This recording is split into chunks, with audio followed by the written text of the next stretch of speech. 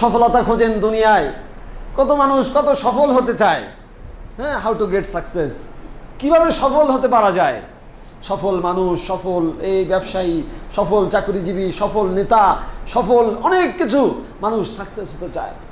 মানুষের নেশা, মানুষের পেশা হয়ে গেছে সাকসেস হওয়া। এনি হাউ, যে কোনোভাবেই সাকসেস হতে হবে। কি হালাল, কি হারাম, কি মানুষের হক নষ্ট করা, কিভাবে কি সাকসেস হতেই হবে। আপনি যে সাকসেসের নীতিমালা বানিয়ে নিয়েছেন, আপনি যে সফলতার নীতিমালা লক্ষ্য বানিয়ে নিয়েছেন, কোরআনের সাথে মিলিয়ে কি দেখেছেন আপনার সফলতার নীতি আর কোরআনের সফলতার ব্যাকরণ বা নীতি এক কিনা?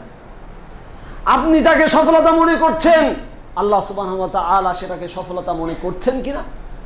আপনি যাকে ব্যর্থতা মনে করছেন আল্লাহ সুবহানাহু ওয়া তাআলা সেটাকে ব্যর্থতা মনে করেছেন কিনা?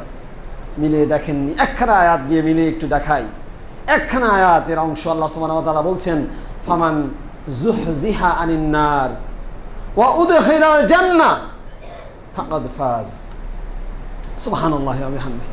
সফলতার নীতিমালা আল্লাহ সুবহানাহু ওয়া তাআলা কোরআনে একাধিক আয়াতে বলে দিয়েছেন কিভাবে আপনি সফল হবেন, আপনি কিভাবে একজন সাকসেসফুল পারসন হবেন।